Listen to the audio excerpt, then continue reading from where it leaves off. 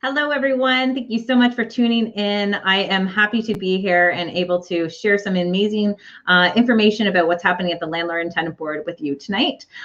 So make sure you leave some comments inside of our live here. And we want to get right into it just because I know a lot of people are wondering what is happening. I know we had a lot of changes happening at the Landlord and Tenant Board. We've obviously had no changes for quite some time. We've had a lot of people who have been suffering based on the backlog at the Landlord and Tenant Board. And that's something what Ontario Landlords Watch has been doing now for quite some time, is advocating for our landlords, property managers, real estate agents, and good tenants to inform you of what's happening at the Landlord and Tenant Board, to understand your issues and to understand your solutions for the Landlord and Tenant Board. So as we are bringing you these changes that are happening at the Landlord and Tenant Board, just to know that your voices were given to me and given to the Landlord and Tenant Board at the same time, along with other landlord associations who have been doing consultations with the Landlord and Tenant Board. So Ontario Landlords Watch, we are an online Facebook group.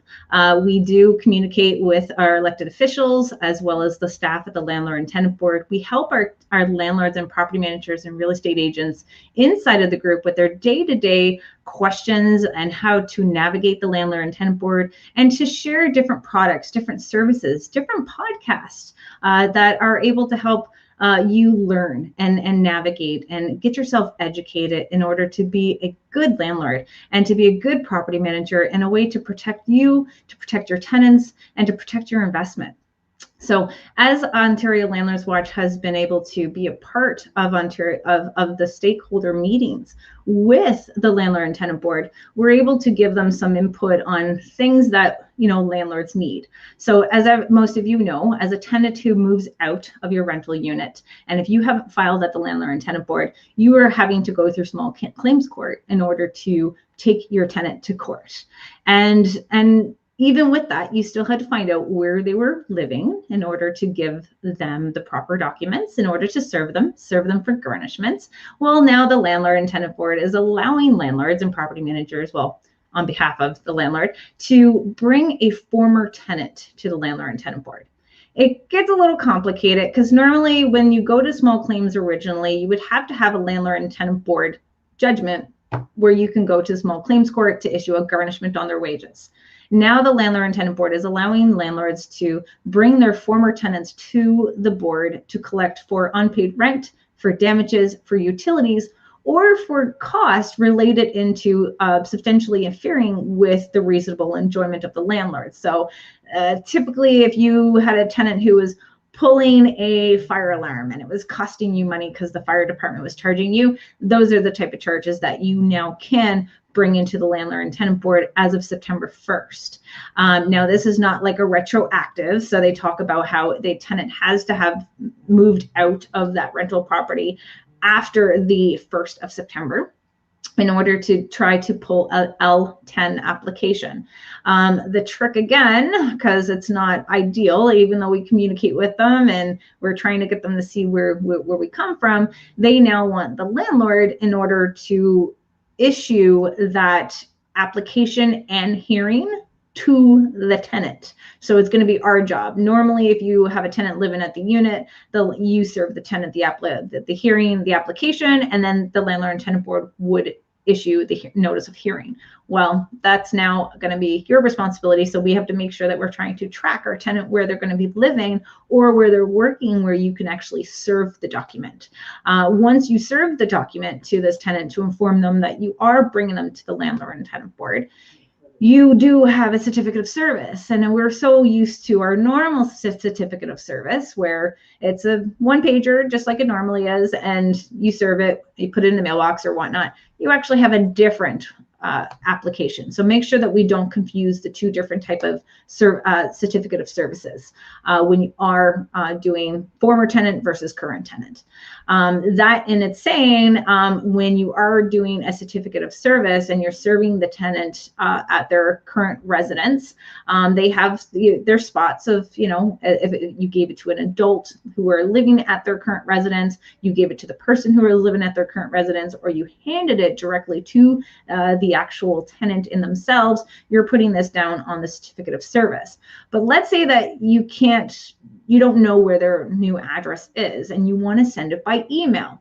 Now, this is where it gets a little confusing for us as we start to find out about it, which I have some documents here, is that you have an option on the certificate of service that says by email. And when you put it on by email, it would be that you initially have the consent to email. So if everyone can go onto the Landlord and Tenant Board website, you'll see underneath the tenant section that is a consent by email.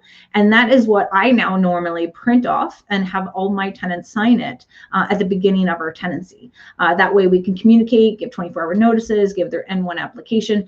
On this document, it now asks, do you have this document? Even though it's in the section of the standard lease, where it says communicate by email, you still want to obviously print out that consent by email. And then it also says prove to the former tenant has received the document. So now you have to prove it. So you have that email lovely tool where if you send it to a person and they open it, they get notified. If you open this, the sender is going to be notified that you have opened it. So that is obviously going to be that tag that you want to put on that email if this is going to be your way of serving this document to your tenant. But when you get into alternative methods, it gives an example that if you want to serve it by email, you have to validate why you want to serve it by email, why you think the tenant will receive the application and the notice of hearing by email. So it's a little conflicting. Like, is it allowed? It's on the certificate of service for the new L10 application, but as a alternate method, it's also deemed as an example. So we're still in the midst of working with the Landlord Tenant Board to get confirmation. Is that as long as we have, that email tag as well as that consent by email, this is the appropriate way for us to be able to serve our tenants at the Landlord and Tenant Board for the L10 application.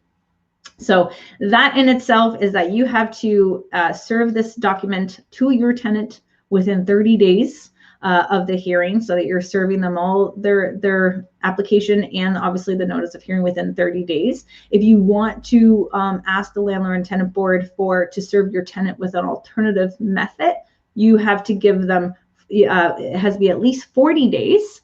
And then you have to file your certificate of service to the Landlord and Tenant Board within 20 days of your hearing. So very strict timelines. Everyone should go on. You can see all the information now on the Landlord and Tenant Board website for the L10 application. Do yourself a favor, read all the instructions. And because this is obviously going to be something that's going to be just another tool that you could potentially use. And again, I know we just have a hard time tracking our tenants down in order to serve them, but it does say on there that you can serve them in person. So if you do potentially know where they work, you've handed it right to them. So you can bring them to the Landlord and Tenant Board again for the unpaid rent, for utilities, for damages, and obviously for substantially interfering with the reasonable enjoyment of the landlord of that property.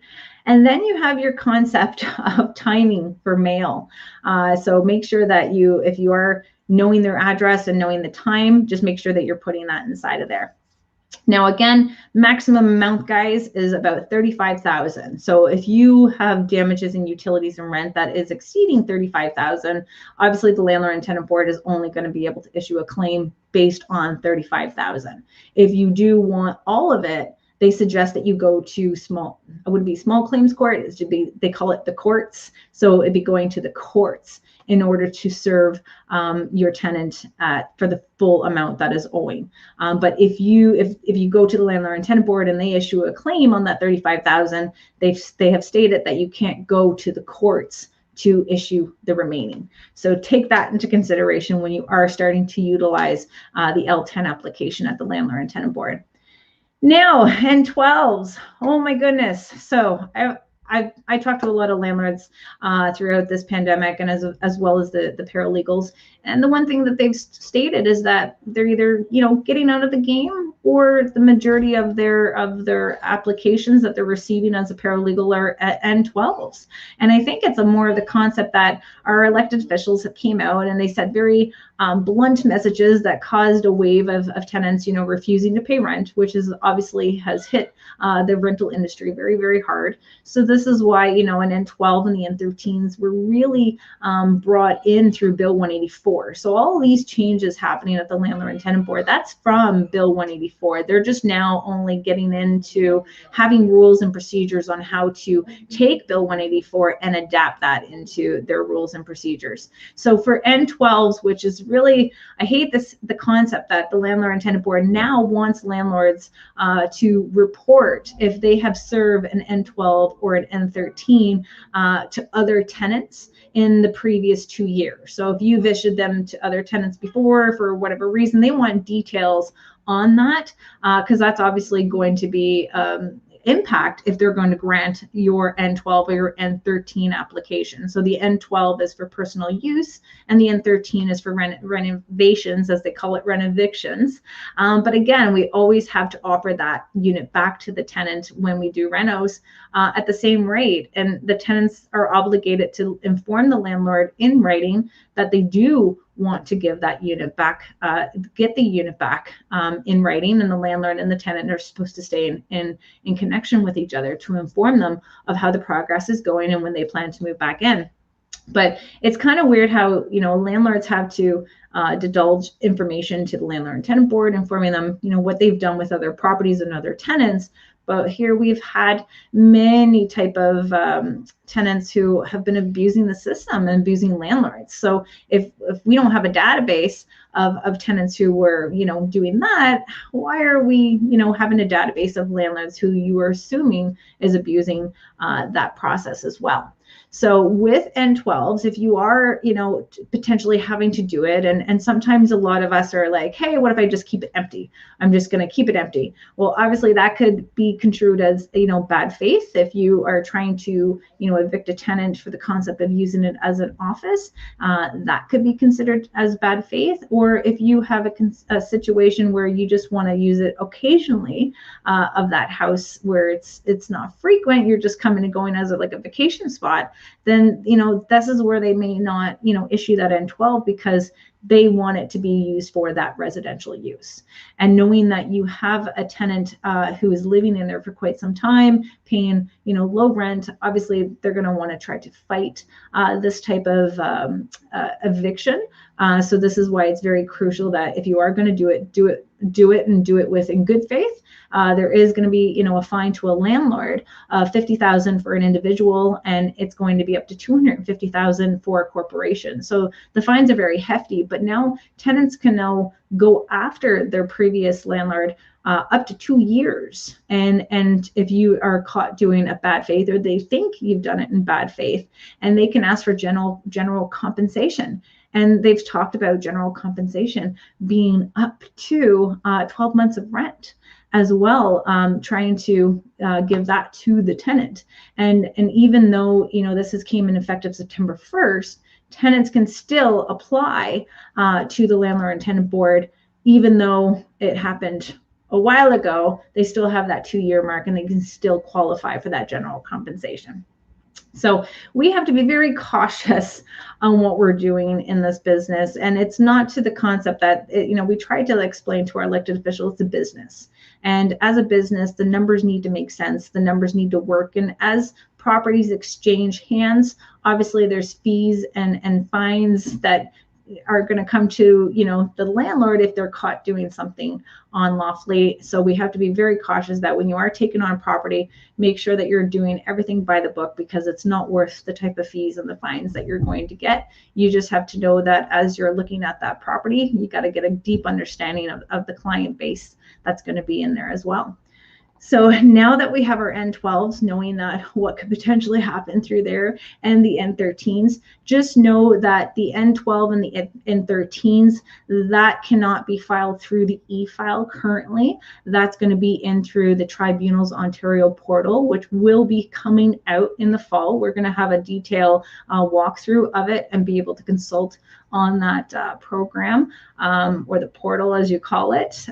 They're going to be able to do that when the portal is live now later the fall. So they still want you to be able to file your paperwork by PDF format, and that can be done by fax, because everyone does fax these days, and they have multiple fax lines at the Landlord and Tenant Board now in order to serve us better, as well as mail or by courier. So take that when you are doing the N12, is that to know that you have to do it through do the PDF version and not through e-file, but there will be many opportunities for us to do a lot more through the Ontario Tribunal's portal that's going to be coming this late fall. It's supposed to be mimicking what's happening in Ontario. But even with all these changes, and I know that we have the Ontario Ombudsman who is actively investigating the Social Justice Tribunal because of the delays and the inconsistencies that it's really happening there, we still have to do more as a community to make sure that, one, we are giving our complaints on a regular basis as you have them with the Ontario Ombudsman, and you're always incorporating your elected officials at all levels, informing them of the struggles that you're going through and how you can help. You know, this is about small landlords really helping affordable housing. And unfortunately, based on the restrictions that are happening in Ontario, this is why we see a lot of lack of a supply that is happening, because it's hard to convince people to stay in the business, alone trying to get them into the business. So this is the part where we see as taxpayers, you know, we do have to take into consideration that as taxpayers, when you have someone who is homeless, taxpayers are paying for people to be in hotels, motels, in order to help accommodate emergency shelters. And we see our taxpayer money being used for housing when it comes down to building, managing, maintaining, and subsidizing. Do we want taxpayers to continue to keep doing this? Because our waiting list, just in the region of Waterloo, is 10 years. Well over 10 years, and 22 years in Mississauga. So obviously we have all these promises that are coming from our elected officials at the federal level, but we feel that there's a lot of mismanaging of the funds that come from federal into the provincial, into the smaller municipalities. And we want to be able to show that all they need to do is be able to sit down with elected officials and the stakeholders and be able to work a collaboration together so that it does work for good landlords, good tenants, and taxpayers. But we do have a lot more work that needs to be done, because I know many of you who've waited a long time for your hearings, or were able to wait a long time for your orders. We're still seeing the pain and the suffering from our adjudicators not getting the orders out. And you can't file for the sheriff unless you have your orders. And then we have struggles with, the lack of consistency with our adjudicators at the Landlord and Tenant Board. So being able to come into Ontario Landlords Watch members group, it's free to get in. Just say that you met us with Peter and Matt, and we're going to be able to let you in. We want to know what your issues are. We want to know what your solutions are and what you're experiencing, so that we can come together as a community and think of those solutions that we can propose to the Landlord and Tenant Board in order to make it a fair and balanced housing system. That's what it's all about. It's about bringing that fair and balanced, because we do have a lot of good landlords and we have a lot of good tenants. And for landlords now, we have to know that because of the type of tools that we have and what we have to deal with the Landlord and Tenant Board, is that all landlords should be reporting their tenants' monthly payment history to Landlord Credit Bureau. And this is a great way for you to help your tenants build their credit, so that they could become homeowners themselves, or they could just be at the top of that application pile for when it comes down to them relocating and looking for a new rental. But for the landlords who have a tenant who wants to abuse the system and try to go from one landlord to another without paying rent, this is a great way for that payment now. Not only goes to Landlord Credit Bureau, but it goes to Equifax. A trade line will be put on their credit report, and other landlords, as they do credit checks, are going to be able to see that there has been a trade line, and it's going to warn other landlords to inform them that there's an outstanding debt with another landlord. So this is something where it's going to create that fair and balanced housing system. It has a review section so that landlords are able to give a review for their tenant, and all the landlords are verified. So you know that the review that is coming from there is going to be valid. So this is a great way. It's a win-win for the good landlords, the good tenants, and I'm proud to be their national ambassador because this is a solution that I've always been looking for as I've been advocating for over the years. And I enjoy being a landlord. I love being a housing provider. And I think there should be more of us. But until we create that fair and balanced housing system, how are we supposed to sit here and get more restrictions when we start looking at other ways of investing that don't have that type of restrictions? But that is my report with you guys today. I want to know if you have any questions, but if you want to find me, you can definitely add me as a friend, Kayla Andrade on Facebook. Join Ontario Landlords Watch members group. We have our page, Ontario Landlords Watch, and we also are on YouTube. Just anytime we're doing our Facebook Lives or an interview, we like to share that with our members as much as we possibly can, because I think right now we need this community more so than ever. We are a strong community. We've been growing for quite some time, and it's just amazing to see how the news gets out there. I don't have to call everyone on Kijiji and inform them of what's happening in the real estate world anymore. The community has grown and we are becoming a very strong advocacy group in order to have that voice heard for all good landlords, good tenants, and taxpayers. So if I have any questions, we have Peter. If you have anything pop up there, you let me know. I just can't see it on my screen right now. Gotta love it when we can be face to face again.